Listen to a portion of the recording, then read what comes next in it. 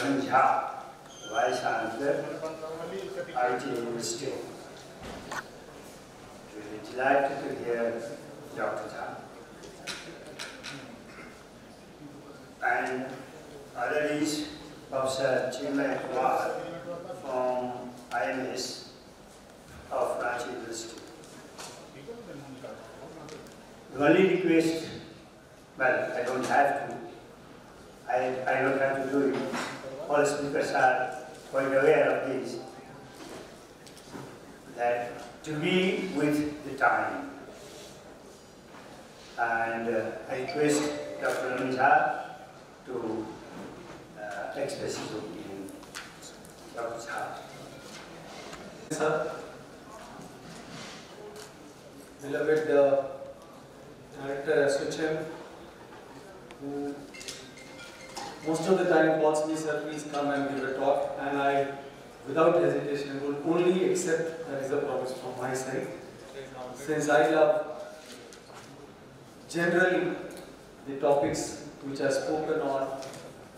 So there are official or academic contributions which are based on research, and there are certain things which we as an individual do in the area which we get opportunity to speak at such great forums. I am delighted and I am thankful to the organizers as well as everybody present here. I also thank the experienced people sitting in the front to evaluate what I speak and then maybe give me a feedback on how we can take this particular thing forward. I have been given to speak on a topic, ICT role in industry academia interface in making students employable. Now, as I see the society today, employability is at the core of everything. Or we can say a job is a thing which all of us desire. Once for ourselves, later for our children, later for our great children, later for our society, and for professors and people from the university, for our students. Now, having said that, we all understand that there are mismatches, there are people who are not fit for the jobs, there are jobs for which people do not want or people are not fit, the other way around. And which means there are some things which are overvalued in the society, some things which are not valued to the extent possible. Now this gap is to be filled is a question very openly understood or seen or debated at many quarters. How does ICT play a role? I would take that ICT as just a tool. What is more important is what policy we work on in order to give this industry, academia and university collaboration or coordination a shape. Unless we shape that up, even ICT will not help. So ICT can always be utilized to implement what we plan, and I think we are at the right time, rather the best time in the history of the world, where technology is ready to give everything at whatever point, in whatever manner, to all of us, or to majority of us. But there are many reasons for which universities are being joined by people. Some people have the love for the subject, they prefer to go to the university and love it or study it further and take it further in terms of their own research. But most of them join universities also to experience a different way of life. And the third and the largest majority join the university to find a better job. Now with that reality, I would begin by saying that higher education is much more than a production line. Higher education is not a production line. Having said that, I strongly feel that can we produce work-ready graduates? Is that the job of the university? Is a question. But nevertheless, we do realize that students who come to us need jobs. Now there is a contradiction. Do we exist to prepare one part. If no, if they have to explore their own career or love their own subjects or explore what comes in life, then is that the place where university should play a different role? So those are debates. A large percent of students take university as a lifestyle. But what is more required is a foundation for making vocational and job-oriented human beings after they graduate from the university. Now, can the university, especially those who are private, invest so much in human beings apart from finishing their syllabus to make them ready for the job, and industries simply grab them and then take the benefit out of it?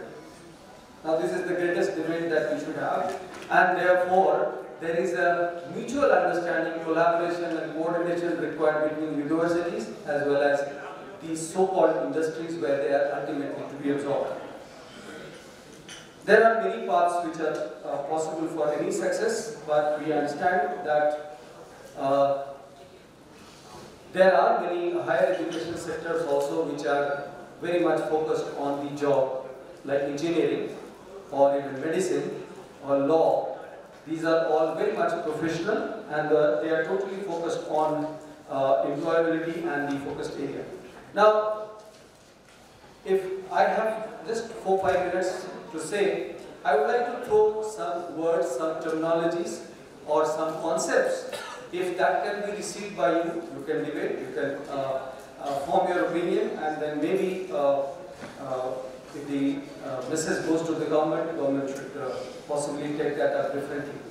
There is a concept in most of the European countries or advanced countries that we give them work placement. Rather than placement, we call this as work placement. Now, while you are working in the universities or while you are studying in the university, can you also work?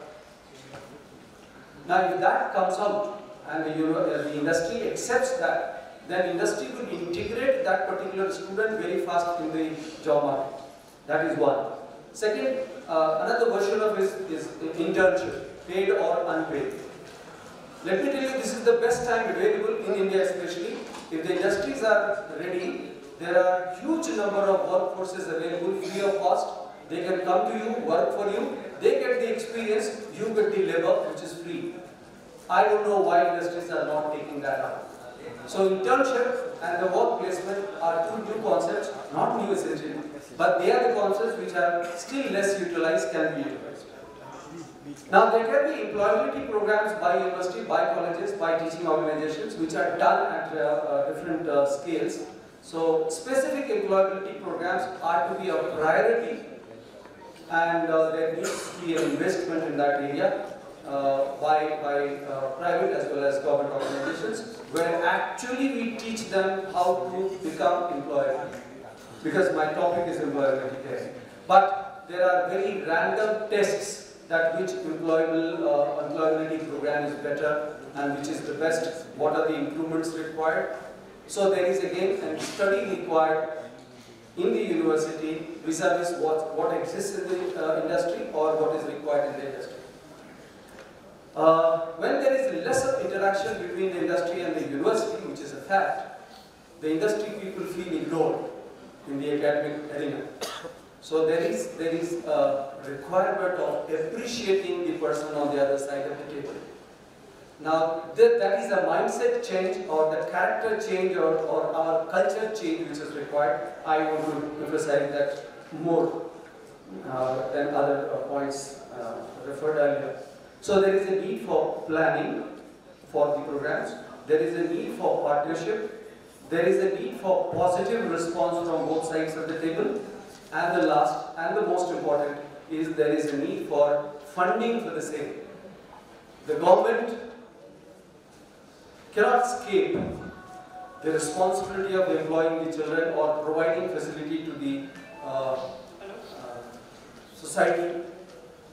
The university can take up the responsibility of teaching them, bringing them to the top table, but ultimate number of employable and number of vacancies existing in the market is dependent on what facilities have been given by the government and what have been funded. Now there are different perceptions about the employment itself, by the employer, by the university, by the academia, by the student. So there is a need for working on the perceptions. There is a need to work on the size of the students which are coming out for a particular type of a job, for example engineering. We grew to such an extent that engineers became large in number and jobs were not available, and they lost the value in the market. Today, engineering education has come down like anything. So universities are suffering because students are not there. The industry is suffering because capable engineers are not there, but both are not sitting together. So interaction and cooperation is a requirement. Who takes the first step? Doesn't matter, but the students and the society has to be helped. Then there has to be a method developed, formal or informal, to see that the two join together, to train the students so as to fit. If I talk about work placement, which I did earlier, there are different types of training programs or learning which are more effective these days and which are being taught. One is the project-based learning. Now, university, because UGC also propagated this idea, university has accepted, many colleges have started, and there are programs where last semesters are totally oriented to projects. So one was project-based learning. The new concept or the old concept, I would say, in outside our country, we have industry-based learning, where the whole part of the learning, or maybe 50% or 40% part of the learning, is to be done in industries rather than in university. So that's a concept still not come in India. We should have therefore WBL, which is project-based learning, or work-based learning, which is again work placement idea. IBL, which is industry-based learning, then project-based learning. Then we can come out with private or government-sponsored incubation-based learning. Now, say some engineering projects are taken up where incubation centers are set up by a private or government. The students can go directly to the incubation center and actually learn in that particular area. And in that number multiplies, every city has one or two, or every university has one or two or three niche areas. That can be a good area of learning, and therefore employment in that area can be generated. Then entrepreneurship is a new buzzword these days, and most of the universities have already taken up and developed their own cells. There can be learning based on entrepreneurship set. So entrepreneurship based learning is another thing. The new idea which can again be thrown open, which is not done till now, is opening up camps. Say for example, electronic camps being organized in Jharkhand, electrical camps being organized in Jharkhand. So people looking out for jobs for a particular area, even though job fairs are organized, some industries do come, but then there is no training. They want to train the manpower to come to them and get employed to them at the lowest cost, which is wrong. Unless we train them, unless we organize camps. So universities can come out to organize such camps which are job oriented, which are training oriented, maybe in one specific area or two specific areas. That would be a good suggestion. And the role of ICT for doing all this, I have just one more idea which I wanted to highlight, even though there are many other important areas left. There can be an area where there can be a framework made for research. So research framework is another, research excellence framework is something which can be propagated. Each university again or each industry should have their research excellence forum, wherein you excel in one area or two areas or 10 areas, and then people interested in those areas can come and join you through ICT. So ICT can be a tool to organize such workshops, to organize such work placements, organize such research forums wherein they can join and discuss about the mutual agreed areas. Now, one more concept I would like to highlight. I was hearing some people who had come from Germany, and then I went through the net and find out India has still not focused on specific type of universities. We are generalized universities where we teach English as well as commerce, as well as journalism, as well as engineering, as well as management, as well as biotechnology, civil engineering, mechanical engineering, all. So university is expected to play a fatherly role or a motherly role. Can we have research-oriented university? Can we have entrepreneurship-oriented university? Can we have only manufacturing university? Can we have business-oriented university? So if the universities are focused on certain aspects as per the requirement of the market, the number of people to be employed will also be understood. Number of people to be trained for that same requirement will also be known and counted. Again, information technology tools can always be used for making this more popular. So we have teaching universities, research universities, as well as entrepreneurial universities, which are generally seen outside in other countries. Now there can be comparisons, there can be discussions on various aspects. If we take a developed country, the level of university-industry interaction is quite high, where they partner with themselves and then they sponsor the projects in the university so that the product is patented in the name of university as well as the industry. This is the highest level of collaboration. But in the middle level of collaboration, you may exchange ideas, you may at most work together, organize seminars, and the least level of development like us, the industry is not interested in coming to the university. And that is the sad affair that we are suffering. So no matter how much we teach in the university, there is a role defined, there is a boundary by law. So we will be doing that. Industry is doing their shobla, sitting there in their own corners. There is a dire need for government to jump in to make industry and academia actually meet, and ICT is the tool. Such seminars are the forums where decision for meeting has to be done. Now career per se is important, no doubt, and everybody wants the best career. Who decides who should get how much of money as a salary? Who decides how much one should get as a consultancy? Who decides how much one should get as a project funded by the government or the private? Who decides? Can the public decide? Can the individual decide? Is the committee deciding? Expert committees deciding?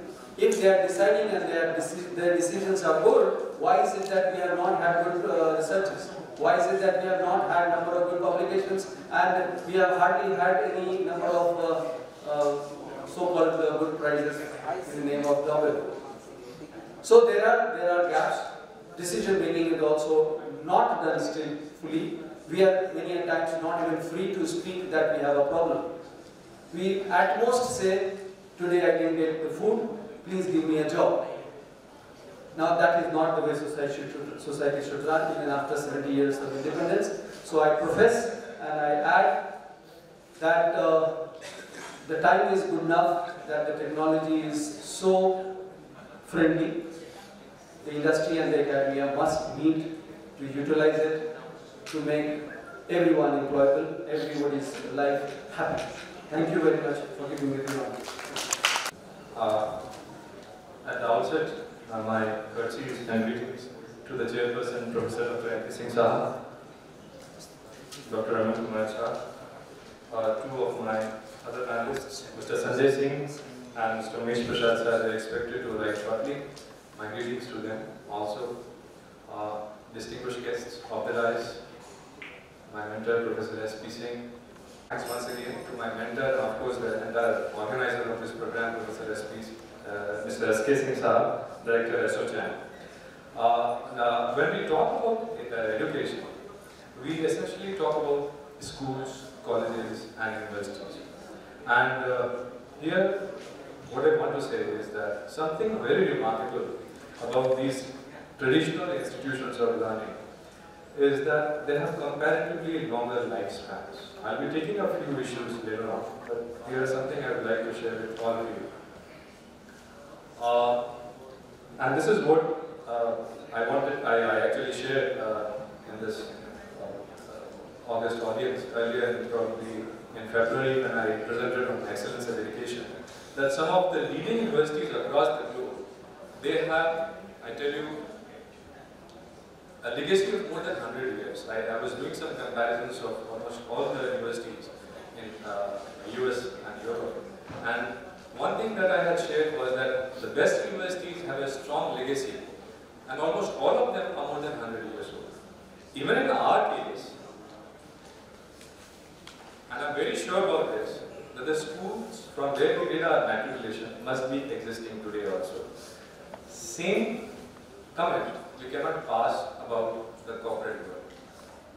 I was going through a research article, I'll be sharing about that. And this is what I want to tell you, that the corporate lifespan has been declining. 4 issues I'll be taking up. One is the declining corporate lifespan. The second would be the disruptive innovations in classrooms, the changing landscape of jobs, and briefly I'll be showing you some slides on the emerging trends, particularly in the context of ICT in higher education. I was recently going through an article which was published in Harvard Business Review, December 2016. The scary scenario of corporate survival, written by Vijay Govindaraj. He's a Dartmouth college professor in the Tuck School of Business. He had analyzed around 30,000 companies which were actually listed in the US Stock Exchange from the period 1960 to 2009. In past Ashok, जितने भी US Stock Exchange में listed companies थे, around 30,000. To be very precise, I would say 29,688. And a surprising revelation came that 80% of these 30,000 companies that existed till 1980 are no more. So you see, this development in ICT is basically making the entire, this VUCA, what as we call it, volatility, uncertainty, complexity and ambiguity. The market is so competitive that the developments in ICT, they are making the competition even stiffer and tougher, and the players are finding it very difficult to survive in the existing market. In my previous presentation, I had talked about blue ocean strategy and how the existing players are finding it very difficult to continue in the current market, and they are searching for new markets. And this is what is happening. The players, they are exploring new markets, trying to innovate, trying to provide from existing products. Another research by Credit Suisse, I tell you. The corporate lifespan, this research was conducted by Credit Suisse of Standard & Poor's 500 companies. And the figures here are like in 1920s, the average corporate lifespan of these same listed companies in US was 67. It came down to 60 during 1950s, and today it's somewhere around 20s. And we expect that in the next 10 or 12 years, by 1927 probably, and a research by InnoSci says that the corporate lifespan is again to be down to 10.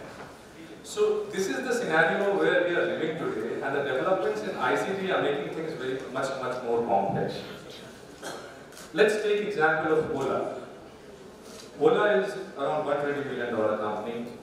Is a source of employment for almost 3 lakh drivers all across, I would say, more than 100 cities in India. And how has Ola progressed? It is through disruptive innovation, which will be my second issue I'll be talking about.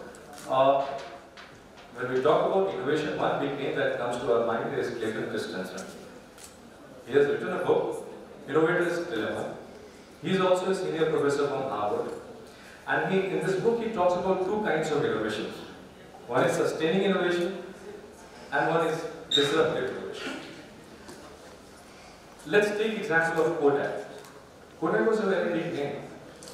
And I don't know many families, average class middle families, in the early 80s, maybe still the early 80s, I would say, could not afford buying a camera also. So if you had a Kodak camera at your home, it means that you're in the so-called elite class. And today you see there was disruption, and nobody remembers Kodak, at least for those chemical photography-based cameras.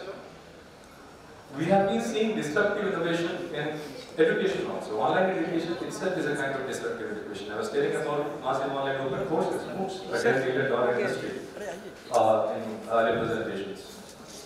Similarly, we have lots of other examples. You talk about hard disk drives. Earlier we had floppy drives, then we had CDs, now we have pen drives. So a lot of developments in ICT is happening. Disruptive innovation was one thing which I wanted to talk about. And in this particular way, when we talk about this disruptive innovation, we talk about the existing players. They find it difficult to continue in the current market.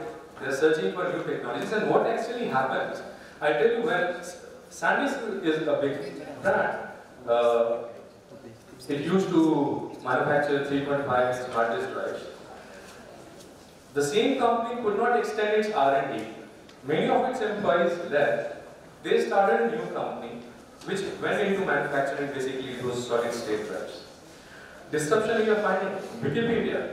Everybody knew about Britannica Encyclopedia. Britannica Encyclopedia doesn't exist today. What we have around is a free of cost Wikipedia. And Britannica Encyclopedia used to be very expensive. Changing landscape of jobs. Another research probably by US Department of Labor. This also I have shared earlier. We are not knowing, at least if we go back 20-30 years, none of us had heard of jobs like Android developers, transcriptionists, and there are a lot of other technical specializations that have come up today which none of us had heard 20-30 years ago. We extrapolate it to 20-30 years from now on, and we cannot think what will happen 20 years, 30 years from now. The future is very uncertain. We are living in a VUCA world where we cannot predict. The skills, the qualifications are all very dynamic and changing. And this is what this US Department of Labor in their 1999 study, they said that 65% of the graduates do not know what kind of job they will be landing into.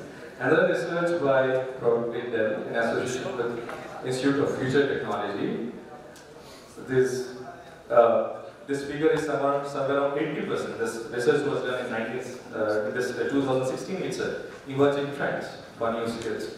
So you see, we are living in a very uncertain environment. New technologies are coming, there is a rapid paced development, and we are totally unsure as to how the future will turn out into and what kind of new technologies, what kind of skill set will be required. I'll be showing you the slides briefly. This is what I was telling you, the corporate lifespan is decreasing, and we expect it's somewhere around 20s now, and the next 10 years it will be 10 years. And when it will be 10 years, just I tell you, we'll be no more thinking about regular jobs. Temporary jobs, skill-based jobs will be getting more popular. Disruption, these are some of the old slides. This is what I showed in one of the previous presentations, like many of the universities, that they are searching for alternative sources of revenue, and philanthropy, funding from, corporates is gaining dominance, and ICT is one of the mediums through which we are basically getting lots of financial support. This is basically a historical review of how technology has developed over the past few centuries.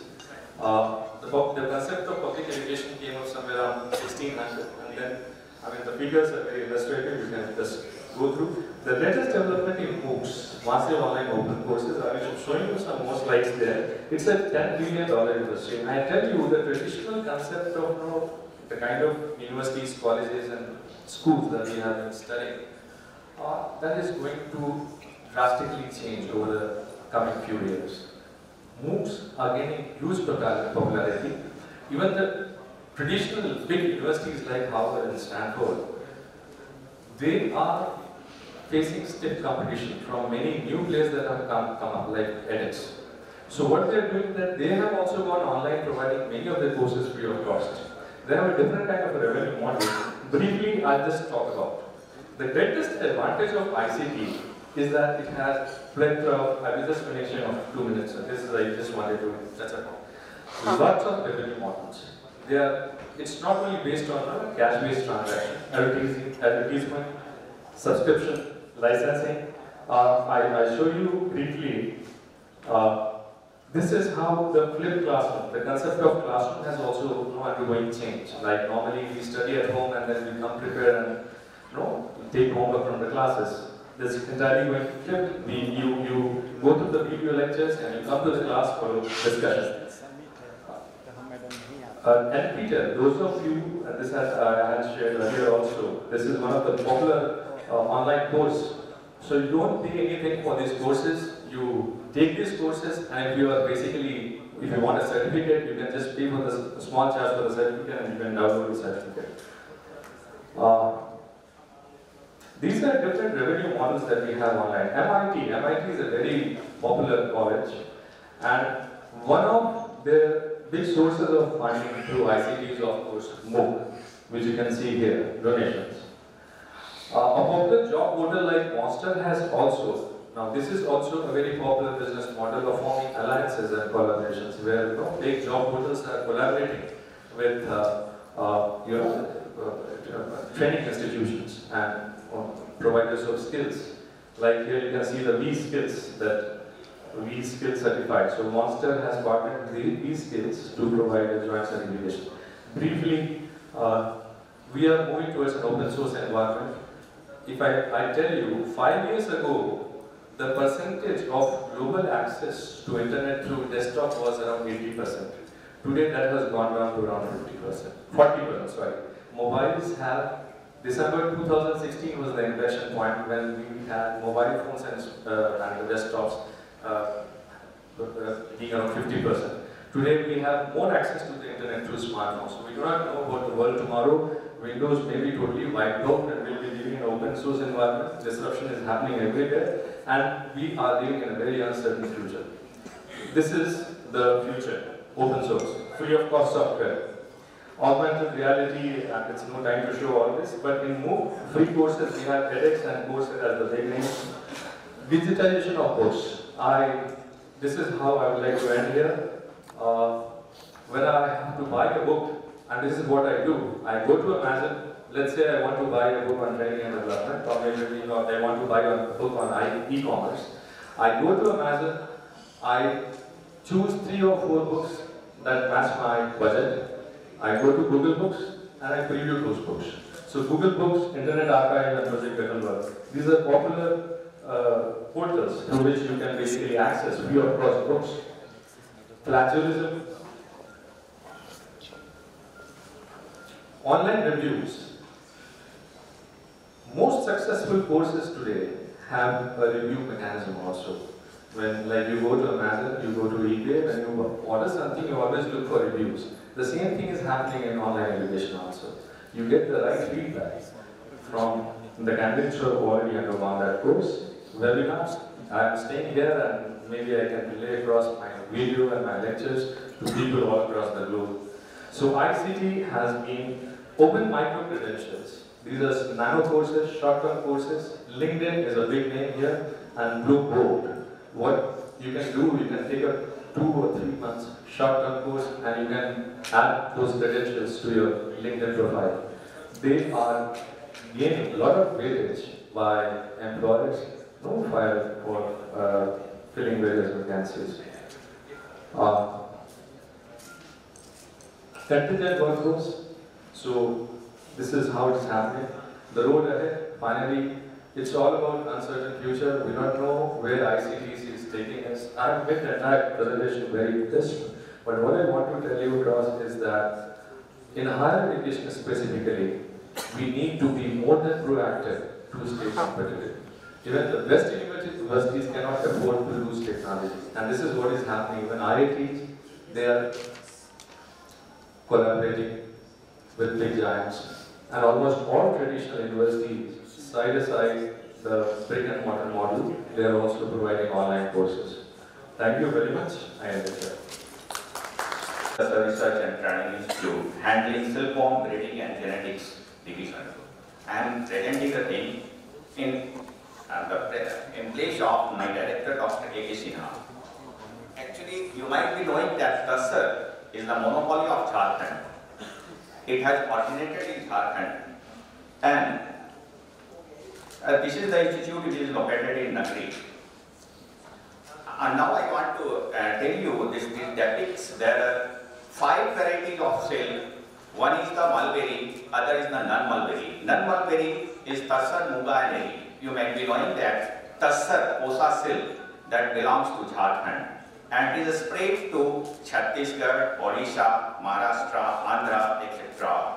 After migrating, because this is the moth silkworm which migrate from one plant to other.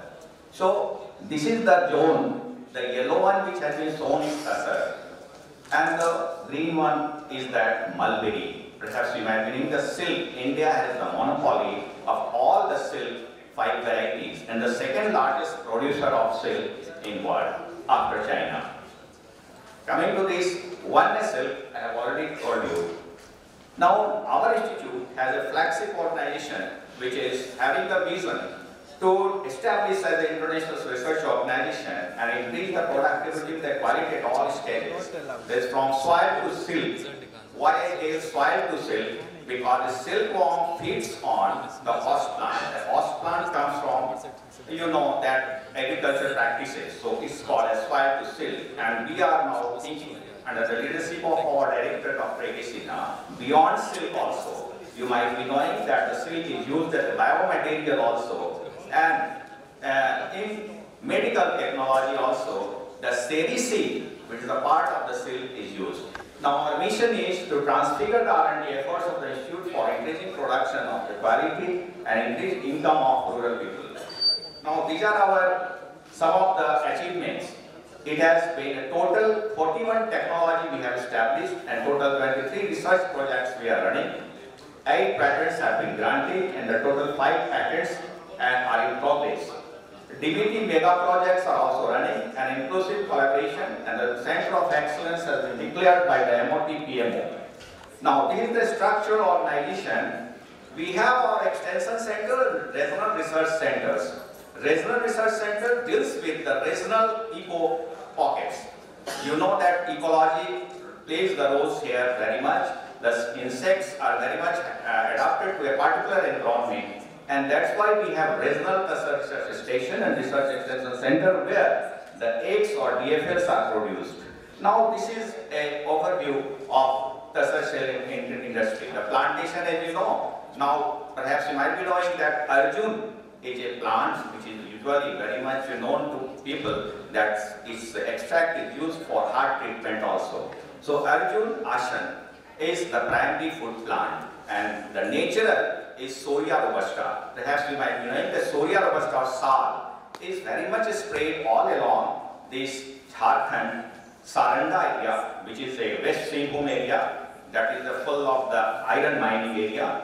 The iron mining area, the Saranda Singhbhum forest corridor, is the origin place of the Tassar. Now, I must state that this is the rearing and then the cocoon formation is there. This passes through 35 days and then prepare the cocoon. After cocoon, again the cocoon which has been woven by the silkworm, we just reel out. That means we take the filament, that is called filament, and then we group the 5 or 6 cocoons together. That filaments constitutes the silk fiber. And then really spinning, and then spinning means those cocoons which are pierced cut cocoons or the very undergraded cocoons, and that is spun by just extracting a yarn in a mixed way. So that is a spun silk, and the real silk is the continuous filament. Now coming to degumming is the process of and the silk fabrics that comes. Now coming to our unique features of the industry, the diverse silk components that I have already told you, that is silk and beyond silk also. It's a low investment and high return. Rural women are involved. I will showing you some of their practices. And 90% rural employment, huge host plant availability, and provides livelihoods also. And favor ecology and environment. As you know, that this is a food plant related, and the silkworm is a ecology balance and ecosystem balance is there. That's what favor ecology and environment. This is all details about the productivity of Tassar area and Muga in different plants and their growth in the different years. We come to the last years, there are about 7.634 increase in Tassar production took place. And in spite of global warming, deforestation, urbanization, migration, and extremist movement and weather means these are the challenges which we have. that, in spite of that, this increment has took place, and we have 41 technology, etc., in collaboration with the leading institute and under the DBT project and IICR. Now, this in Jharkhand, the Tassar has a monopoly in world because the Antheria mylitta drury, the silkworm that has originated in Saranda. Originated means some of the silkworm which are flying all along the Asia-Pacific zone, because our area, Jharkhand, just going all along, Bangladesh, going to Myanmar, going to Bangkok, going to Singapore, all these Asia-Pacific zone, they are harboring the wild silkworm. Out of that, this Tassar silkworm, which belongs to Jharkhand, has a chromosome number 31 and a very robust behavior, and that's why it has been diversified into various ecological races also. And the most important race, Dava, which belongs to Singhbhum, is a countrywide adopted. That's why the productivity in Jharkhand is very high, it's growing and growing, because Dava is adoptable throughout the country, which has originated in Singhbhum. Now, this is the visit of minister, and my director led the Smriti Rani to my institute, and these are the plantations which has been shown here. Now, tropical Tassar host plant is Terminalia albina and tomentosa, and the Surya robusta, and the silkworm is Antheria mylitta, as I have told you. Now, these are the ecoraces I have told you. Dava, this belongs to Singhbhum, is a countrywide adopted. Even it can go to the outer places also, and can be reared, can be handled. Otherwise, other races really belong to Chhattisgarh. Modal belong to Orissa, and Leria belong to Jharkhand and various their local names have been given. Local names have been given. Now, this is the map showing all the ecoraces. Coming to the host plant availability. Why I am showing you? Because the farmers are doing by own since time immemorial. But we are adding up just by giving them some technology, just by giving them some nanonet and eggs. That's why I have come to this point that origin of Antheria mylitta took place in Saranda-Singhbhum forest corridor. And the wild Dava survived as a natural one, and it has transformed into ruling Dava, whereas the others remained as ecoraces. So this is the Saranda-Singhbhum area, which is full of the Surya robusta plantation, and in between the Surya robusta, interspersed are the Terminalia tomentosa, which is the primary food plant. So the Tassar silkworm originated from Jharkhand and spread to all the different states and formed ecoraces. So this is the Dava. Jharkhand is the geoclimatic mega ecozones where the Dava has been originated. Now come to, these are the conservation glimpses, how we do conservation. Means natural perpetuation. Means without human interference, they should undertake their reproductive behavior on self, and they multiply in the number. And this is all about the machines by which the reading of the yarn are done. This is Atal machine which has been inaugurated by our respected Honorable CM last October, and now I am coming to the point, livelihood opportunities.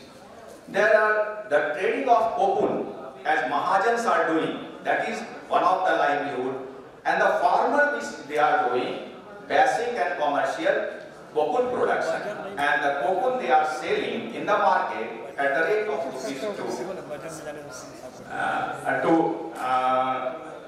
so these two crops in a year they can earn 70,000, and the natural conservation, the farmers who are dwelling in the forest dwellers, they bring the cocoon and sell in the market, so that is also a livelihood. There are very good afternoon to all of you. सुबह से ही आप लोग कंसंट्रेटली सभी sessions को और सभी वक्ता को सुन रहे हैं। आज का जो हमें आईटी डिपार्टमेंट की तरफ से एसोचैम के इस वर्कशॉप में जो टॉपिक दिया गया है, excellence in education through the use of ICT, the key to all ramifications. So what I strongly believe is, nowadays, education is imparted to the students. Most of the places, in the traditional method. So, as you know, the new ICT advantage in education is we need to understand the importance of the ICT and we need to impart the education through the technology. Most of the government schools nowadays you might have seen that अभी भी वहाँ की पढ़ाई black board पे होती है। क्यों ना ब्लैक बोर्ड की जगह हम उन बच्चों को पाम टॉप या लैपटॉप और ई लर्निंग मैथडोलॉजी के द्वारा उनको आगे बढ़ाने का काम करें। ऐसा प्रतीत होता है कि हम लोग आज से 30 साल पहले जो वीडियो कॉन्फ्रेंसिंग की सुविधा नहीं थी, जो टीचर्स अच्छे थे, अच्छे पढ़ाते थे, उनसे हम लोग संपर्क नहीं स्थापित कर पाते थे। लेकिन आज ये डिमांड है आईसीटी का और ये संभव है कि हम आईआईटी कानपुर, आईआईटी दिल्ली या एनसीईआरटी के एक्सपर्ट से हम झारखंड के किसी भी जिले से बैठकर उनसे संपर्क साध सकते हैं और उनसे नॉलेज गैदर कर सकते हैं। What I feel is शायद education department government of Jharkhand इस पहल पे विचार भी कर रही है और हर स्कूल में 10 कंप्यूटर्स, वीडियो कॉन्फ्रेंसिंग की सुविधा, स्मार्ट क्लासेस की सुविधा अवेल कराने की और अपनी पहल की शुरुआत कर चुकी है।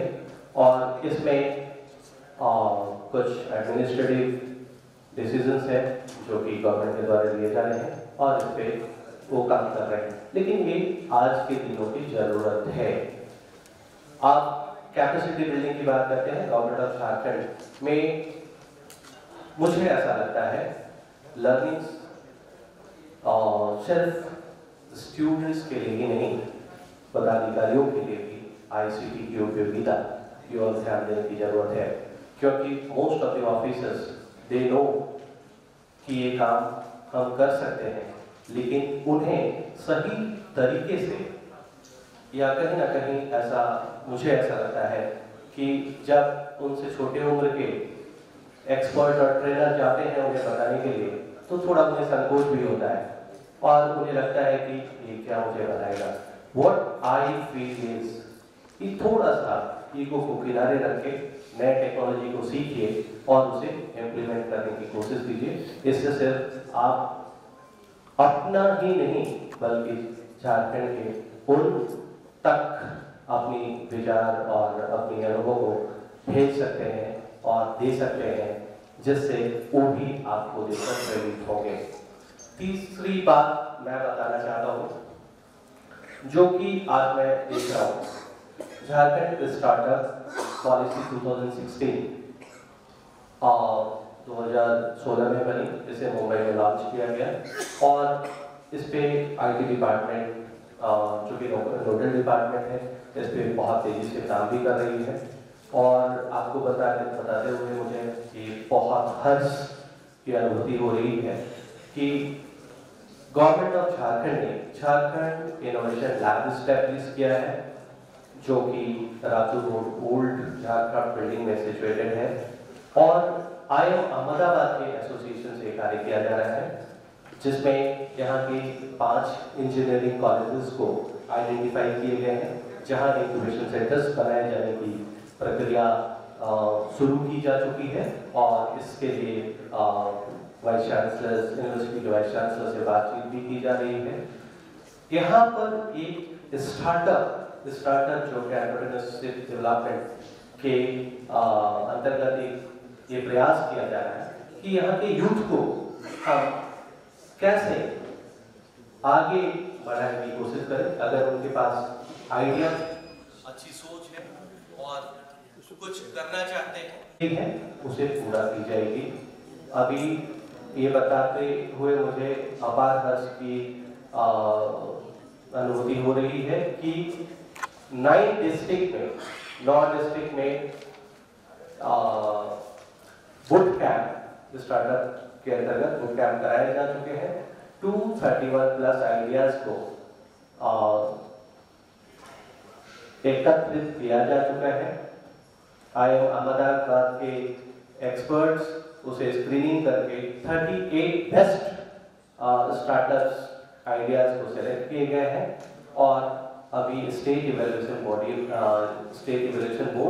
ACB उस पर कार्य कर रही है और उस 38 में जो अच्छे और नए आइडियाज के साथ, इनोवेटिव आइडियाज के साथ हैं, उनको आने वाले समय में 28 और 29 को, इसी मंथ में 28 और 29 को एक टेंटेटिव डेट रखा गया है ACB की मीटिंग के लिए, उसमें डिसीजन लेना है। तो at the last but not the least, I wanted to convey the importance of ICT not only in children as well as the youth and as the important personality who is sitting in the government in higher at the rank of higher officers. All are required to be implemented in a good fashion and important manner. Thank you so much.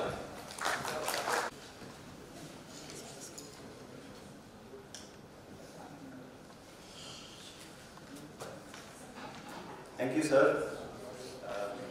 Respectable Chairman of the session, Dr. Murthy Singh, sir. Sri Paritosh Upadhyay, sir, CEO of JSSPS, my fellow speaker in the dais. Sri S.K. Singh, sir, a guardian-like figure for me, and all the Assocham team making me part of this Assocham, every activity of Assocham, so that I can disseminate my information, my ideas to the people.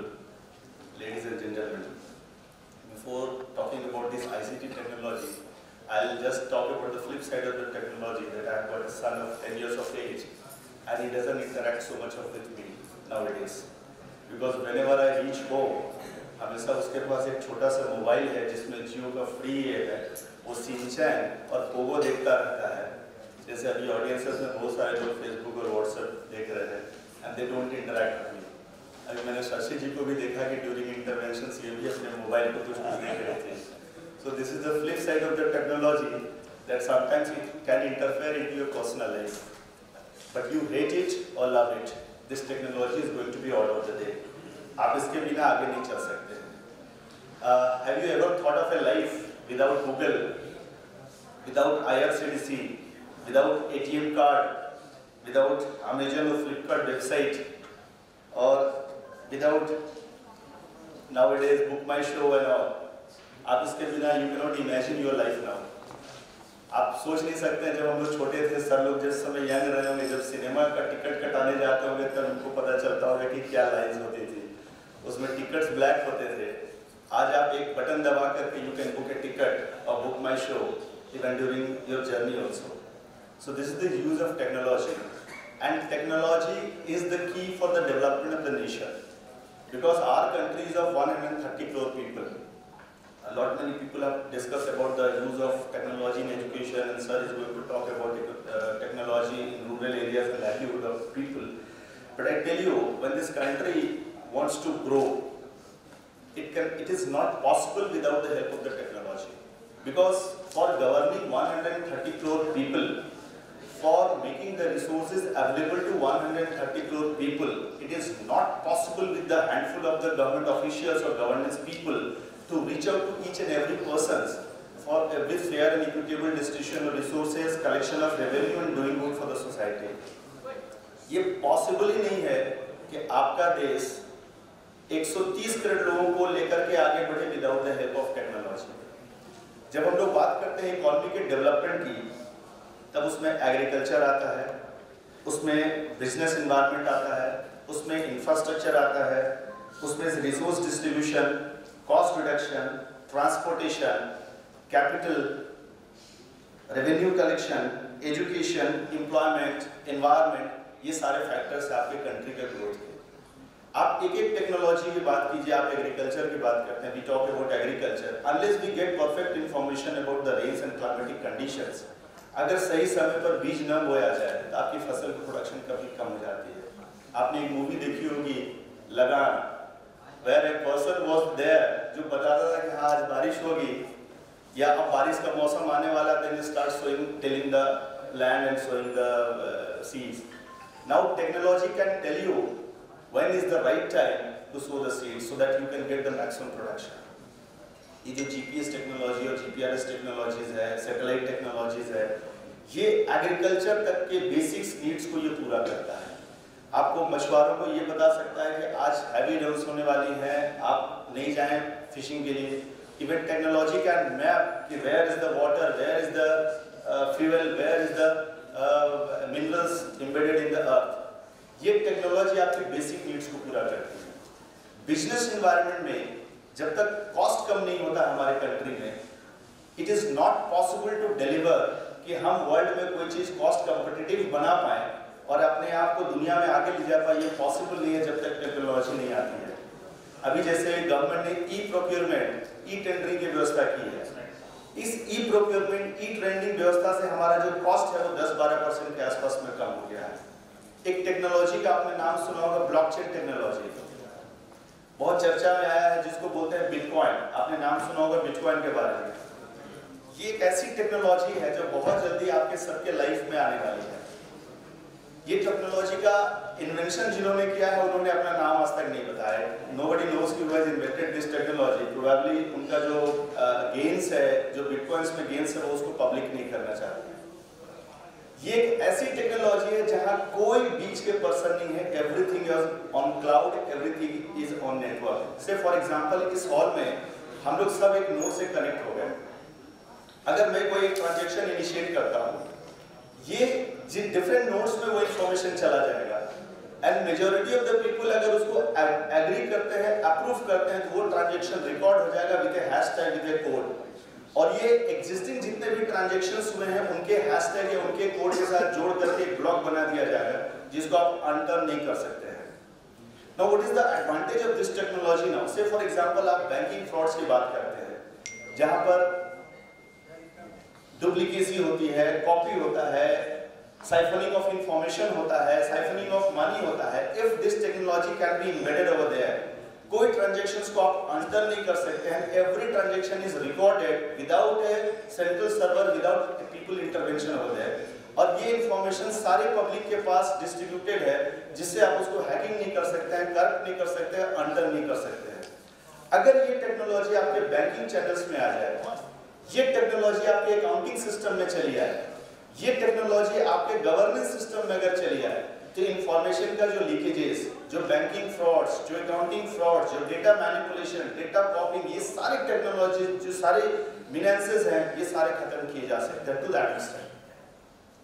ये technology gradually धीरे धीरे, क्योंकि जब इनकी invention की गई थी, when this technology was invented, the idea was to earn money through bitcoin. और एक एक बिटकॉइन का 1 रुपये का वैल्यू आज लाखों रुपए में चला गया है। बट नाउ उस टेक्नोलॉजी का हेल्प लोग दूसरे चीजों में ले रहे हैं, जिससे इसको काफी आगे बढ़ाया जा सकता है। So blockchain is the order of the day and most talked about technology as on date. और आज नहीं तो 5 साल के बाद ये आपके पर्सनल लाइफ को डेफिनेटली टच करने जा रही है। हम लोग कॉस्ट रिडक्शन की बात करते हैं। हमारे सोसाइटी में जब तक कॉस्ट का रिडक्शन नहीं होगा, तब तक आप अपने सामान को वर्ल्ड में नहीं बेच पाएंगे। इवन हमारा कंट्री बहुत पुअर है। Even 2/3 of the population of the country is living almost at the poverty line, 40 rupees a day as per the World Bank report. आप इनको जब तक सस्ती चीजें मुहैया नहीं कराएंगे, कॉस्ट कम कर करके इनके पास नहीं पहुंचाएंगे, तब तक इसका पॉसिबिलिटी नहीं है कि हमारा कंट्री ग्रो करेगा। एक सोचिए, आपका एक जीएसटी आया है जिसमें एक मैचिंग टेक्नोलॉजी आया है, उसमें एक ई-वे बिल आया है, इलेक्ट्रॉनिक वे बिल, जो पहले रोड परमिट हुआ करता था, अभी वो इलेक्ट्रॉनिकली जनरेट होता है without intervention of any person. System से जनरेट होगा, आप अपने मोबाइल में कैरी करेंगे। अगर रास्ते में आपको कोई इंटरवेन किया गया है, उनके पास QR कोड स्कैनर होगा, वो स्कैन कर लेंगे, आपकी गाड़ी आगे बढ़ जाएगी। आप सोचिए, इससे अगर आपका ट्रांसपोर्टेशन 20 से 30% के आसपास में कम हो जाएगा। हमारे कंट्री में जो एवरेज कॉस्ट ऑफ प्रोडक्शन होता है उसमें 14% ट्रांसपोर्टेशन कॉस्ट होता है। अगर ये transportation cost with the help of technology कम हो जाए तो हमारा काफ़ी फायदा होगा। हमारे यहाँ माइनिंग में क्या है, बहुत सारे जो व्हीकल्स हैं जो सामान लेकर के जाते हैं उनको जीपीएस टेक्नोलॉजी से जोड़ दिया गया है। अब हमको पता है कि हमारा कौन ट्रक किस समय में कहाँ जा रहा है, किस रूट से जा रहा है, वो लॉन्गर रूट से जा रहा है कि शॉर्टर रूट से जा रहा है। जो साइंस के स्टूडेंट होंगे जिन्होंने ओआर पढ़ा होगा, पूरी कोड एंड ऑपरेशन टेक्नोलॉजी जो है उसको एम्बेड किया जा सकता है इसके साथ। रेवेन्यू कलेक्शन की बात करते हैं, जो गवर्नमेंट का रेवेन्यू कलेक्शन है, हमारा इनकम टैक्स कलेक्शन में आज रिटर्न फाइलर हमारे होगा 5.5 करोड़ रिटर्न। अगर सोचिए हर साल फाइल हो रहा है, क्या इनकम टैक्स के ऑफिसर्स मैनुअली उस रिटर्न को प्रोसेस कर सकते हैं? नहीं कर सकते। नतीजा होता था कि हमारे रिटर्न का जो प्रोसेसिंग होता था वो 1% से कम होता था। आज वो प्रोसेसिंग टेक्नोलॉजी कर रही है, and now technology is handling 5.5 crore returns as on date. GST का जो टेक्नोलॉजी है, तो जब तक गवर्नमेंट के पास रेवेन्यू नहीं आएगा, गवर्नमेंट उसको खर्च नहीं करेगी। गवर्नमेंट जब खर्च करने जाती है, जो probably sir will be talking about this, जैसे हम लोगों ने आधार लिंकिंग सिस्टम लगाया, डीबीटी सिस्टम लगाया, इससे क्या हो गया कि हमारे जो चैनल्स में जो घोस्ट थे वो निकल गए। Even the government says that in the last 3-4 years it has saved around 80,000 crore rupees with the help of this technology। एक टेक्नोलॉजी डीबीटी उन्होंने लगाया और आपकी कंट्री ने 3-4 सालों में 80,000 करोड़ का सेविंग कर लिया। अगर ये blockchain technology, DBT technology, GPS technology, Aadhaar linking technology अगर फैसिलिटीज के साथ, सुविधाओं के साथ, रिसोर्सेज के साथ जोड़ दी जाती है, तो इट विल बी इंश्योर्ड कि ये सही लोगों के पास पहुंचे, जो डिजायर्ड लोग हैं उसके पास पहुंचे। चैलेंजेस इसमें बहुत सारे हैं। आप बीच बीच में सुनते होंगे कि आधार नहीं होने के चलते कोई भूखमरी से मर गया। इक्का दुक्का केसेस आएंगे आपके पास, बट द लार्जर बेनिफिट जो है सोसाइटी का, इसके बिना नहीं हो सकता है। आप सोचिए कि आज जो आप टिकट बुकिंग करते हैं, पहले एक काउंटर हुआ करता था। एयरलाइंस टिकट की बात करते हैं, there are counters in every cities, even 2-3 counters in a city. आप एक ऑफिस एक सिटी में मेंटेन करने का आप कॉस्ट सोच सकते हैं। आज आपके पास क्या है, ऑनलाइन ऐप में गए और ऐप में आपने बुकिंग कर लिया। आप लोगों को पता होगा कि जब भी आप कोई ऐप से ट्रांजैक्शन करते हैं, आपको 10 से 15% का डिस्काउंट मिलता है। Why? Because when you are using app, उसमें मैनुअल जो इंटरवेंशन कॉस्ट होता है, जो ऑफिस मेंटेनेंस कॉस्ट होता है, जो साइट मेंटेनेंस कॉस्ट होता है, वो सारा वहां पर खत्म हो जाता है। तो अगर एक टेक्नोलॉजी से आपका कॉस्ट 10 से 15% होता है, 10 से 15% तो आपको पास ऑन किया जाता है, उनकी सेविंग्स उससे ज्यादा होती होगी। ये जो टेक्नोलॉजी है, वो एजुकेशन की बात कर ले, हेल्थ की बात कर ले। आज जो ई टेक्नोलॉजी अभी बात की एजुकेशन में, ये हमारे यहाँ $1 ट्रिलियन की इकोनॉमी एजुकेशन में सिर्फ फोर्सी की जा रही है। ये जो ऑनलाइन सिस्टम हो गया, ट्रैवल टाइम आपका कितना घट गया, वीडियो कॉन्फ्रेंसिंग सिस्टम जो गवर्नमेंट्स में आ गया, उससे ट्रैवल टाइम हमारा घट गया। So technology is the key for the development of the nation, collection of revenue, distribution of resources, reduction of cost, agriculture, and for doing good to the society. So we should embrace this technology। हम अपने सारे business opportunities में ये technology की मदद लें, तब जाकर के हम कॉस्ट रिडक्टिव वे में, कॉस्ट ऑप्टिमाइजेशन करते हुए सस्ते दर पर हम अपने सारे फैसिलिटीज को अपने सोसाइटी तक पहुंचा सकते हैं। Thank you very much. Good afternoon to everyone, especially dignitaries on the dais and all the distinguished participants. I am looking after this Jharkhand State Rural Livelihood Promotion Society under Rural Development Department. So this society is implementing some major poverty alleviation programs and some flagship schemes of the government.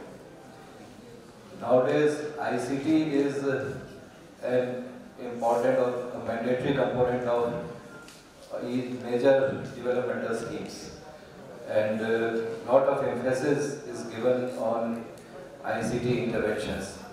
But usually this ICT is when the implementation stage comes for the schemes, this ICT just becomes a budget head and not really utilized fully.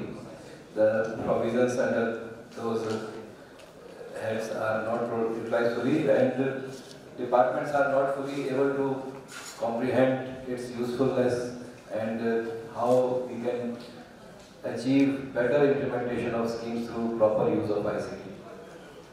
So, in Rural Development Department, we have some major poverty education schemes like NG Narega, National Rural Livelihood Program, then Pradhan Mantri Awas Yojana. So if we talk of use of technology, or then I think Narega is the only scheme in the country which has implemented, which has a very comprehensive MIS system.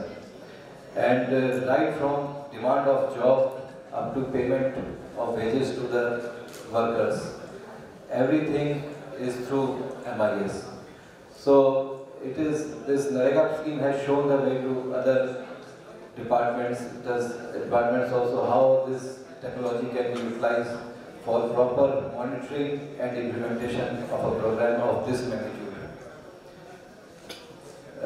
In National Rural Livelihood Mission, which JSLPS is implementing, we have tried to incorporate many ICT tools, and any scheme which has to be implemented with the rural poor in the core.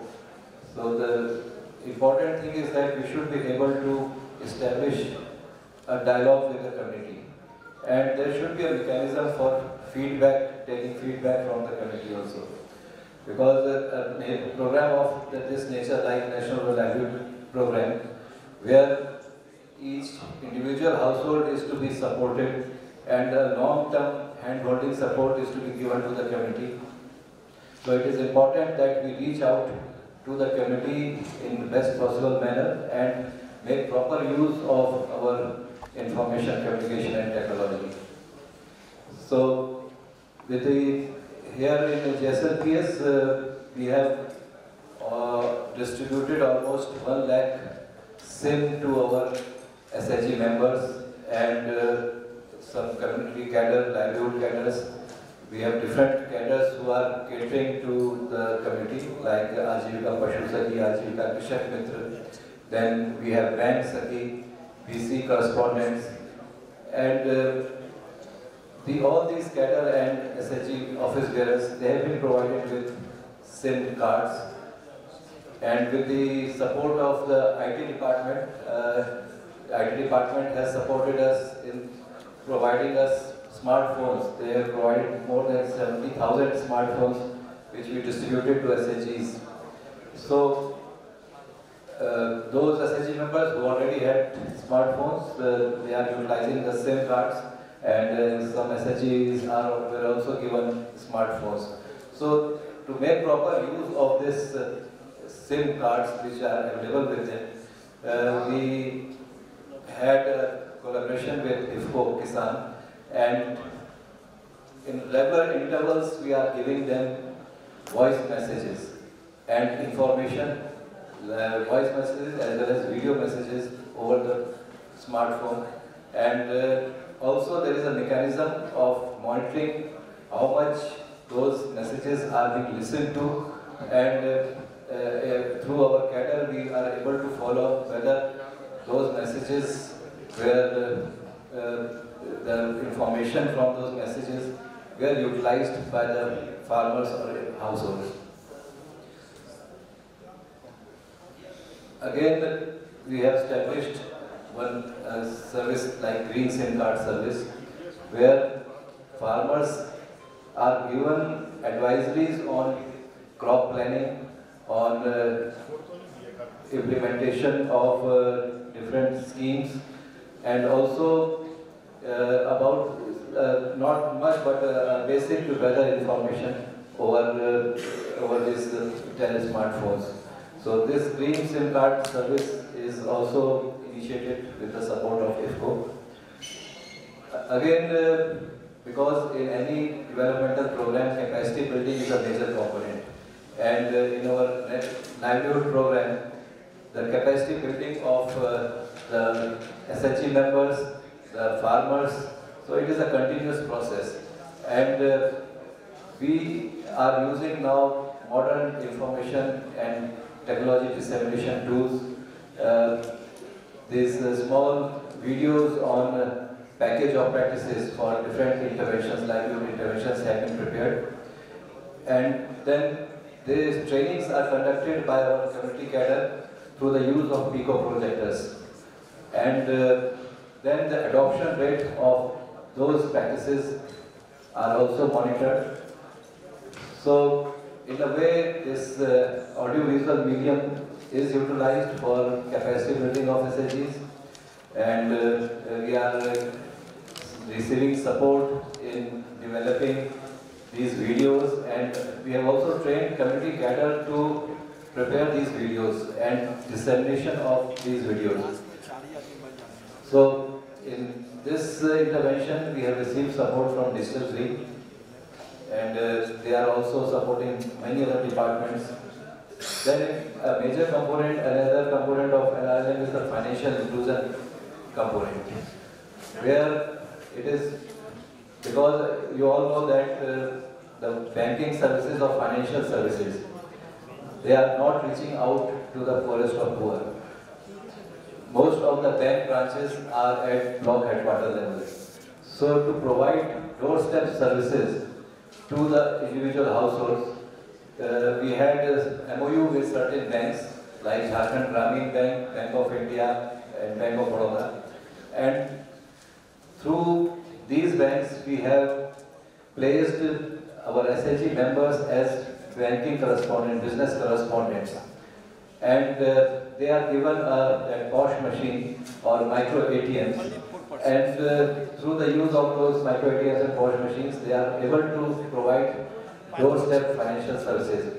So, this intervention needs to be scaled up. Presently, we have around 500 banking correspondents who are placed in fields, but the requirement is much more.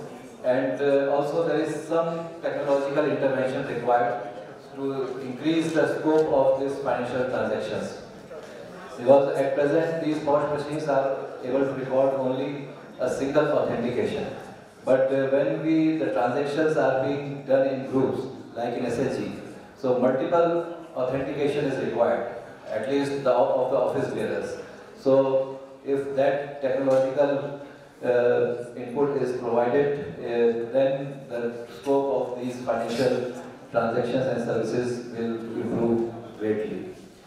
Also, financial literacy is being done, and through our community cadre, we have prepared several videos on financial literacy, and also through the use of this audio-visual medium like P-2 projectors, we are able to make our SHG members financially literate.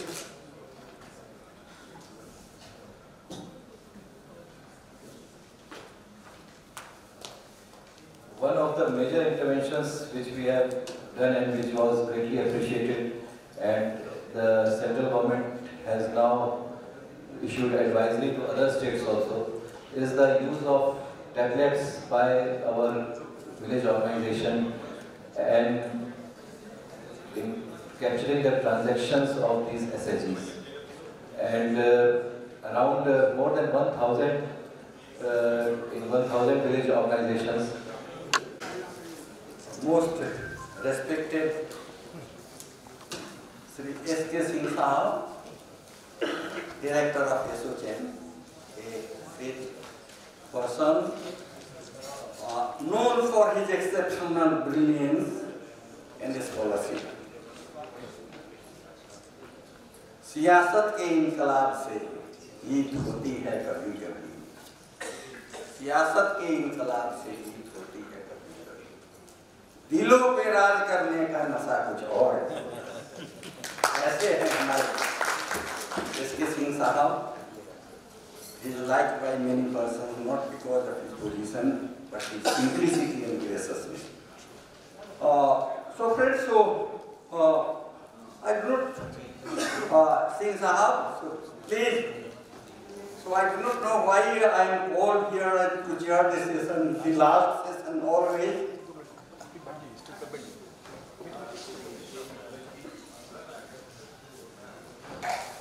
all the time I see that I have to chair the last session when I am also tired. Sir, I assure you from my forthcoming conference. So I think that because that I am. You will be heading first session. ऐसा तो नहीं कि हमें अब सोच रहे कि बूढ़ा और सिंह सर्प कभी वीर बूढ़े नहीं होते और उस जहाँ प्रचंड उम्र भी रहती यारी आग दबी सी रहे भले रात ढेर में और हवा जहाँ बल चली भड़क उठती चिंगारी.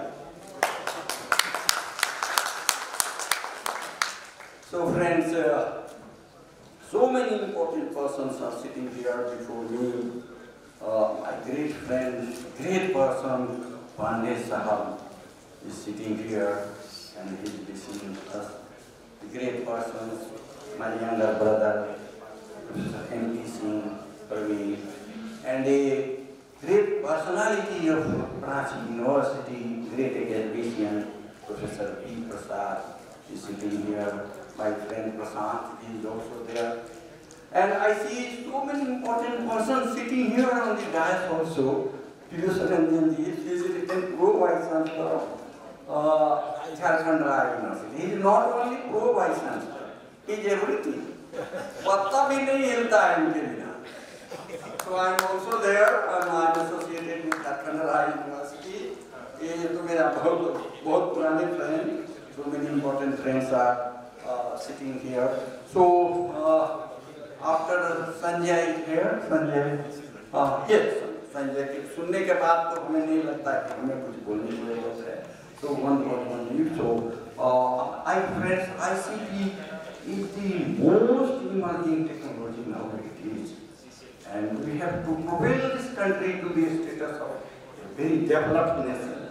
So in that way, this ICT technology is very, very important.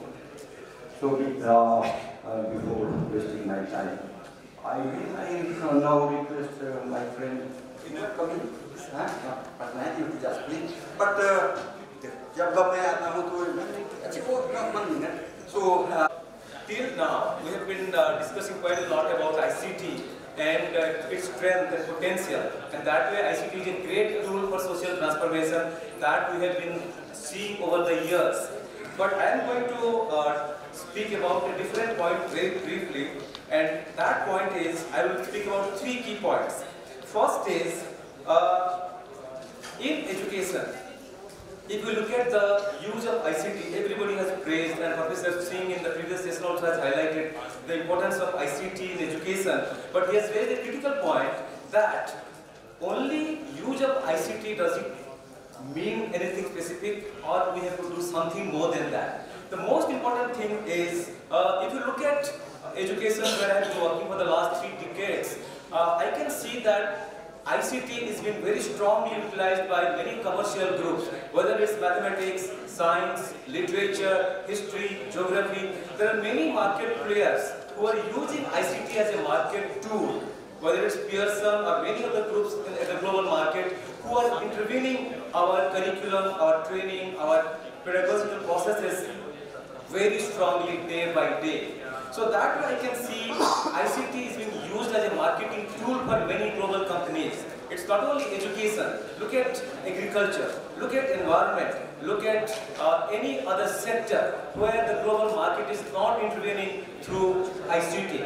This clearly indicates the way Sanjay ji said and others also said, ICT is a very powerful tool, can be used in a very powerful way. But I have a question here. In education, if one gets used by ICT all the time, it's not a big achievement. The way China's are intervening, the way Germany's are intervening, the way the USA is intervening in India right now, it's a great challenge. We are not able to question, we are not able to think, we are not able to ideate, we are not able to innovate things to sell up. The best example that I find today in this room is the Tussar example. Tussar is Jharkhand's brand thing. Through that we have made a mark in the global market. But which student in Jharkhand knows about Tussar? Nobody knows. The textbook doesn't talk about that. The university doesn't do research on that. So how can Jharkhand students, Jharkhand scientists make a mark in the global market by using ICT? We don't want to be used by ICT as salesmen, as I have some words like which are very strongly used. Like you can see distributors, marketeers, consumers, clerks, communicators. We create a lot in the name of ICT, but India and today's Indian education cannot be satisfied with that. We need in education people who can question, who can think, who can ideate, who can innovate, who can be entrepreneurs. So that way I want to just say in the last point that let us think about this. Can we use technology more powerful than being used by technology all the time? That's my key message. Think about it. There is ample scope, there is ample challenges, there is ample opportunities to think about it more and find ways how to use technology and how to use ICT then get being used by that. Thank you so much.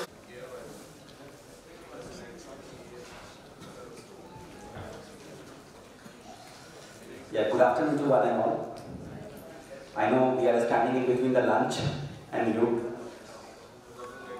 Although I am come prepared with the presentation, but I dare not go through my presentations because I know you are almost on the threshold of your patience. Well, many talks, big talks on the ICT we have listened since morning. Just in brief, I just throw some light on what ICT is in terms of the flip side, which has been untouched so far. ICT, we all know ICT or technology is only a tool. It all depends on how we can leverage this tool to our benefit. Technology, the best part of the technology is if the technology is applied with an efficient process, it magnifies the efficiency. The technology, if applied with the efficient process, it magnifies the efficiency. And the same technology, if applied with an inefficient process, it magnifies the inefficiency. Having said that, what I mean is, just by adopting the technology, by transferring the technology, we cannot ensure the inclusive growth. We all know about the digital inclusion and the digital divide. Digital inclusion is the order for the day. In India, where 70% of the population who is still living in the rural counterpart are still untouched to the certain extent from the benefit of this ICT. The term digital divide, which has come in year 1994, when the United Nations, US has identified that this divide between the people, those who are using the technology, and between the people, those who are not using this technology. And the Kofi Annan, who is the Secretary General of the UN, they also mentioned that this digital divide is a major cause of the inequality. The major cause for this inequality. In India, we have to have some sustainable development plan in terms of the ICT, where the ICT can be used as a tool for the socio-economic and political development. ICT, coming from the academic background, as an academician, living beside the social aspect, because time does not permit to speak a lot, just I will touch few points on how the ICT can be used in the academics, where the technology can be beneficial for all, because that is the topic on which I am supposed to speak about.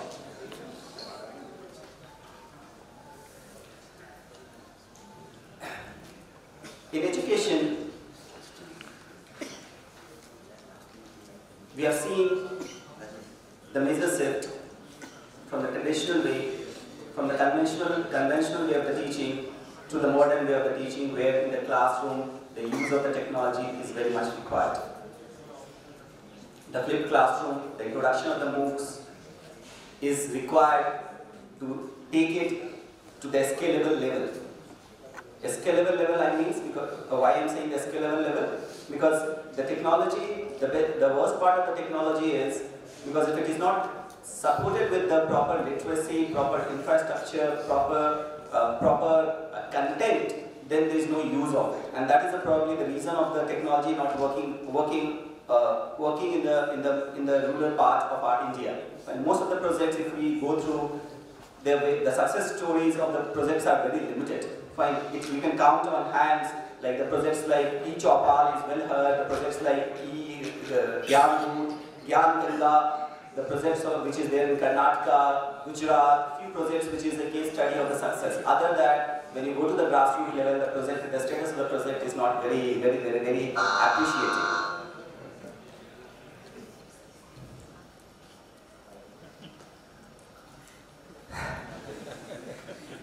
I will just close my statement by reading a report of the Human Development Report of 2011, which says, no country will reap the benefits of the network age by waiting for them to fall out of the sky. Today's technological transformation hinge on each country's ability to unleash the creativity of its people, enabling them to understand and master technology, to innovate and to adopt technology to their own needs and opportunity. Having said that, I will just close my talk. I will leave one statement to the floor. The technology has really made the entire world a global place where the transformation and the changes are so rapid, so dynamic. We need to be on toe always. You will just surprised to know in the Silicon Valley, the companies, those who are operating in the Silicon Valleys, they have just 20 days time in the valley. Why 20 days? Because if the company from product conceptualization to going through all the product phases and up to the launch in the market, they have only 20 days, because if they cross this deadline, they will find hundreds of the competitors thinking on the same line. That is the technology. Anyways, I will just close my talk. Thank you very much for giving patience here. Chairman of the DAS, and good afternoon, my fellow colleagues. Good afternoon to the audience. मेरे ख्याल से अच्छा होगा हिंदी में ही बात करें और जल्दी बात करें ताकि हिंदी आज की लंच वाली परेशानी किसी को ना हो। हम लोग सरल सेवा नाम का एक प्लेटफॉर्म है, इसको हम लोगों ने पिछले 4 साल के मेहनत में डेवलप किया और हमारा जो मूल उद्देश्य है वो है इंफॉर्मेशन एंड कम्युनिकेशन टेक्नोलॉजी की उपलब्ध साधनों से लोगों के लाइफ को कैसे आसान करें। That is the topic of our discussion also today. Innovations and use of best practices in ICT। तो उस आधार पर हम लोग ये देखते हैं कि आज के समय में हर चीज उपलब्ध है। आप अगर एक कंप्यूटर ग्रेजुएट नहीं भी हैं तो भी आप अगर एक वेबसाइट बनाना चाहें, एक ऐप बनाना चाहें, तो आप गूगल पे जाके सर्च करके तुरंत बना सकते हैं। तो द प्रॉब्लम इज नॉट कि चीज नहीं है, प्रॉब्लम है कि वो चीज है लेकिन उसका उपयोग नहीं होता। आज सुबह IT डिपार्टमेंट से डायरेक्टर साहब ने भी बताया कि 126 या 131 सर्विसेज ऑनलाइन हैं, लेकिन लोगों तक वो सब पहुंच नहीं रही है। रीजन क्या है? अगर ये इसको हम एक्सप्लोर कर लें और उन रीजंस को अटेंड कर लें तो मेरे ख्याल say that is innovation. Technology तो है ही, साथ में बैंकिंग है।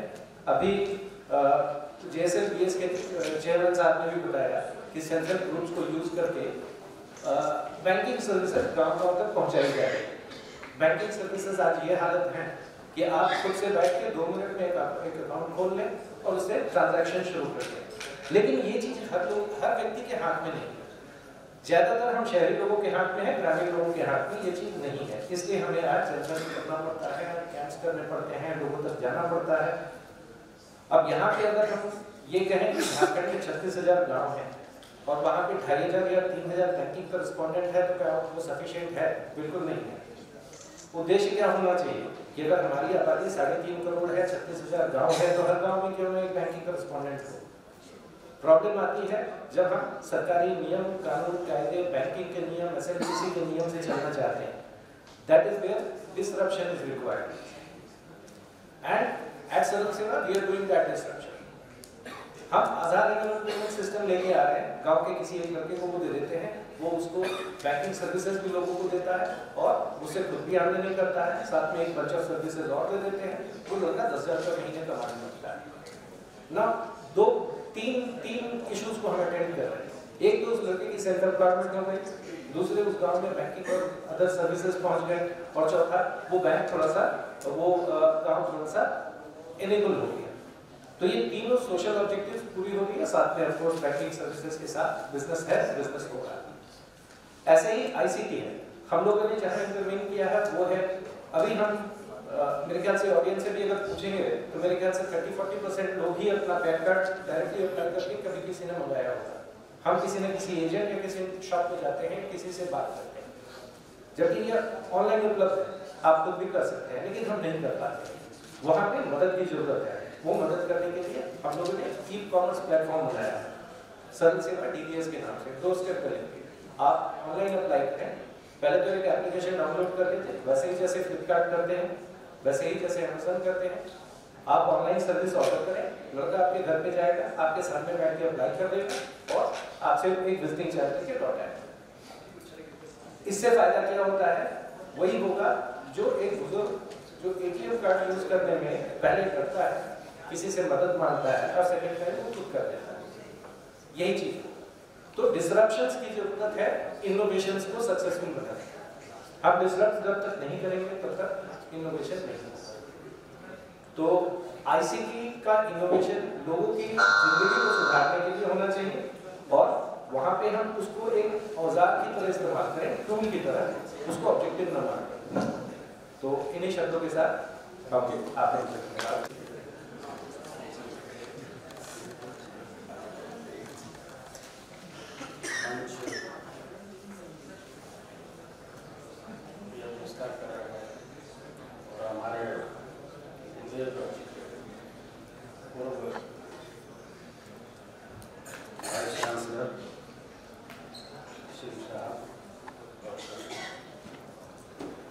Assocham रीजनल डायरेक्टर सिंह साहब और मंच पर आशीन हमारे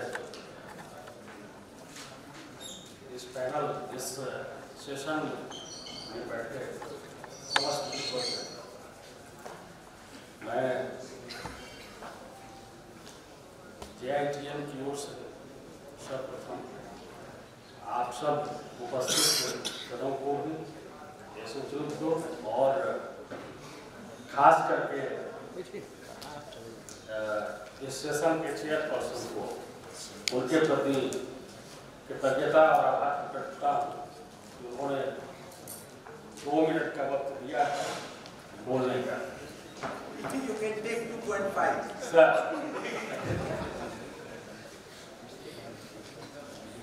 क्योंकि कार्यक्रम की शुरुआत काफी समय पर हो गई थी। 10 बजे से कार्यक्रम की शुरुआत हुई, मध्याह्न काल बीत चुका है और भोजन निश्चित रूप से हमें और यहाँ बैठे आप सबको उसमें ही 2 मिनट का हमें वक्त दिया गया। तो मैं 2 मिनट ही लूँगा, क्योंकि I represent the JITM Skills Private Limited. JITM के संस्थापक अध्यक्ष professor Yogesh Kumar, the former professor the university and member UGC, उनका यह सेशन था, उनको एड्रेस करना था और विषय था कि ICT का स्किल डेवलपमेंट के लिए और वोकेशनल ट्रेनिंग्स में इसका क्या रोल है, योगदान है। अब इस विषय पर सिर्फ 2 मिनट का हमें वक्त मिला है। सुबह से अभी तक इसके बहुत सारे विद्वजन एक्सपर्ट्स हैं, काफी सारे इसमें IIM से लेकर के XLRI के फैकल्टीज और कई दोनों सेशंस के बीच में। और इसके पहले जब कार्यक्रम की शुरुआत हुई उस समय जो माननीय आज के मुख्य अतिथि और वो भी काफी सजू राय साहब काफी विद्वान हैं और उन्होंने भी कई सारे आंकड़ों के साथ बहुत सारी चीजें उन्होंने रखी इस विषय के ऊपर। काफी कुछ IT के बारे में अब अवेयर हम लोग हैं, इसमें कहीं दो मत नहीं है कि सूचना तकनीक और उसकी प्रौद्योगिकी उसकी अहमियत हमारे जीवन में हमारे विकास के लिए और खास करके जो विषय है हमारे लिए कि स्किल डेवलपमेंट के लिए और वोकेशनल ट्रेनिंग के लिए उसकी क्या उपयोगिता है। सरकार के माध्यम से चाहे वह केंद्र की सरकार हो, राज्य सरकार हो, एंटरप्रेन्योर्स इंडस्ट्रीज की ओर से भी इस पर काफी पहले से पहल हुई है अपने देश में भी और इस प्रदेश में भी। खास करके इस प्रदेश में इस क्षेत्र की जागरूकता के संबंध में मैं इतना कह सकता हूँ कि 2004 में जब श्री R.S. शर्मा जी कमिश्नर हुआ करते थे इंफॉर्मेशन टेक्नोलॉजी डिपार्टमेंट के, at that time I was looking the training project for the officials and employee and officers of the government of Jharkhand। मैं भी उसमें सहयोगी था उनके साथ और IT डिपार्टमेंट में था। उस वक्त हम लोगों ने कुछ जैप IT के माध्यम से कुछ उन्होंने कार्य को बढ़ाया था आगे और पूरे देश में, जबकि सिर्फ और सिर्फ आंध्र प्रदेश के मुख्यमंत्री चंद्रबाबू नायडू को ही हाई टेक्नोलॉजी की ओर, उनको ये इंफॉर्मेशन टेक्नोलॉजी की ओर अग्रणी माना जाता था। वैसे समय में भी झारखंड पहला स्थान प्राप्त किया था इंफॉर्मेशन टेक्नोलॉजी के क्षेत्र में। और जो स्वान या बाकी योजनाओं के माध्यम से जो कार्यक्रम हुए थे और उसमें नेटवर्किंग जो गांव-गांव तक उस माध्यम से जो आज सबसे बड़ी जो जरूरत है कि टेक्नोलॉजी का विकास जिस क्रम से हो रहा है और एम्प्लॉयमेंट जनरेट करने के लिए सेल्फ एम्प्लॉयमेंट हो अथवा जो इंडस्ट्रीज का डिमांड है, आज 65% आबादी यदि हमारी बेरोजगारी युवाओं की है तो उसमें उन युवाओं को उस क्रम में प्रशिक्षण देना जिस क्रम में इंडस्ट्री का या इकोनॉमी या नेशन का डिमांड है, इंडस्ट्री का डिमांड है, उस डिमांड के अनुरूप उन्हें प्रशिक्षित करके उस योग्य बनाना। आज जितने भी हमारे पास स्किल्ड जिनको हम कहते हैं कि IIT या बाकी जगहों से भी NIT, ठीक है, कुछ बड़े जो प्रतिष्ठित संस्थान है हमारे पास, उससे निकले हुए जो छात्र हैं वो तो स्किल्ड तरीके स्किल्ड होकर के वहाँ से बड़े इंडस्ट्रीज में या बड़े संस्थानों में जा रहे हैं। लेकिन जो सबसे बड़ा जो अनएम्प्लॉयड सेक्टर है, जो गांव का सेक्टर है, उसके लिए जो शॉर्ट टर्म कोर्सेज और जिस जो हमारी सोच जो स्किल डेवलपमेंट की जो पिछले एक दशक से मतलब 2010 के बाद और खास करके माननीय प्रधानमंत्री नरेंद्र मोदी जी और उनके आने के बाद जो इस सेक्टर में जो कार्य हुआ है उसमें ग्रामीण क्षेत्रों को फोकस किया है। जो हमारा सबसे बड़ा मानव संसाधन जो उपलब्ध है अपने यहाँ, जो 18 से 35 वर्ष की आयु वर्ग के 18 से 40 वर्ष, उसमें ग्रेजुएट्स होने के बाद भी या प्रोफेशनल डिग्रियों के बावजूद भी बच्चे बेरोजगार रह रहे हैं। उसकी सबसे बड़ी वजह होती है कि they are not aware of that, they are not friendly with the ICT।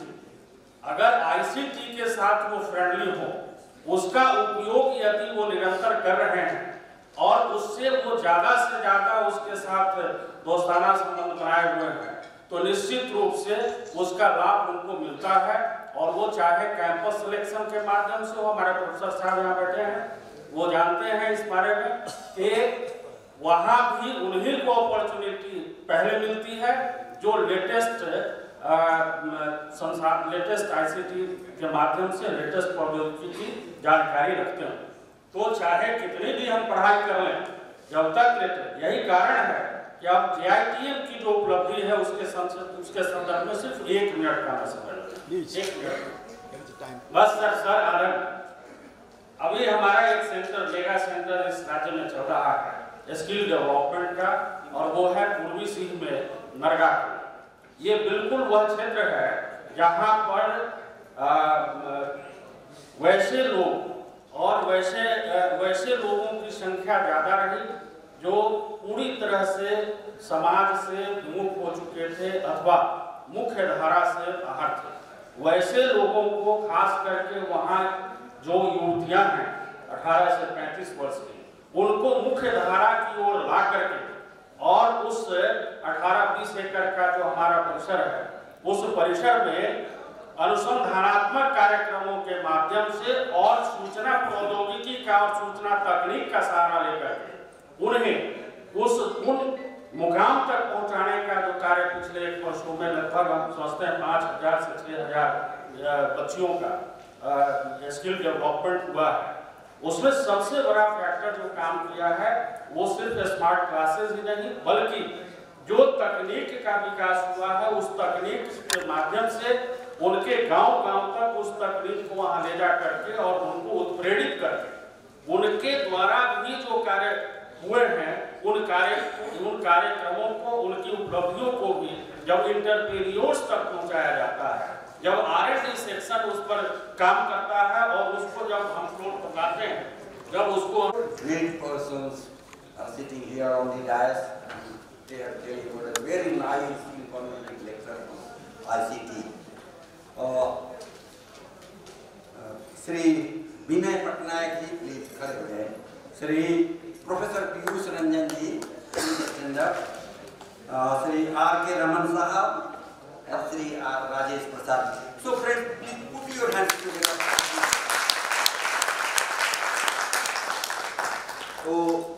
So I see so many young persons sitting here. So young person sitting here before me, so you have to take advantage of this. समय नहीं summer शेष है, नहीं पाप का भागी है और क्या, जो तटस्थ हैं समय लेगा उनका किया। और तलवारें, हमारी तलवार है, तलवारें जहाँ सोती हैं बंद म्यानों में, तलवारें जहाँ सोती हैं बंद म्यानों में, किस्मतें वहाँ सड़ती हैं ताकानों में। For achieving the Millennium Development Goal, reducing poverty. Thank you so much to the chair also, and now we are in a position to wrap up this, and without wasting this momentum from Assocham with the message they wanted to convey. So he speaks with an innovation, with the new ideas comes from him. Mr. V.K. Roy. Those people who are associated with Assocham, they have been the participants, they always come forward to be with us on such occasion. अपने आप में समृद्ध, अपने जो वक्ता अपने आप में समृद्ध शब्दों के साथ अपनी बात कह रहे हैं, उस व्यक्तित्व को आप शब्दों के माध्यम से कभी भी उनके अलंकृत नहीं, आप खुद धनी हैं, शब्द आपके लिए कम पड़ जाएंगे। तो एक बार जोरदार तालियां बजनी चाहिए। हमारे अभिभावक तो हैं, next to doctor MP Singh साहब, XY, हमने उनका जो सानिध्य प्राप्त हुआ है जिससे हम बहुत कुछ हासिल कर पाए हैं, उनके अनुभव से। डॉक्टर निरंजन प्रसाद बारे में ये अपने विचार यहाँ व्यक्त कर रहे थे, और फिर डॉक्टर विनय पटनायक, और इन्होंने जितने कम शब्दों का इस्तेमाल करें, डॉक्टर विनय पटनायक बहुत बेहतरीन Shri Prakash Pandey ji. Everything has to come and end. So this summit also requires to be closed for me. Though personally I do not wish to end. Why I don't want to end up? Because of one very simple reason, where such a London people are here. So I do not personally wish to end up. But I have no option left other than to close it. But before I do it, I must extend my thanks to all of you, without whose cooperation and benign presence, this summit could not have been possible. Particularly, I am thankful to Shri Prakash Pandey, former session and district judge, presently low par Jharkhand Electricity Regulation Commission, Mr. Sanjay Singh, and all of you who have contributed to make this success, to make this seminar summit a grand success. Before I conclude it, I would like to quote the teachings of Swami Vivekananda, who always said, arise, awake, and do not stop till your objective is achieved. Your strength lies in your goodness, purity, and service to the mankind. For an enterprising person, there is no mountain which is too high, no ocean which is too deep, and there is no place which cannot be crossed. Let's make efforts to make it possible in our day-to-day life. With this, I wrap up this summit with a request to all of you to join for a lunch. Thank you very much.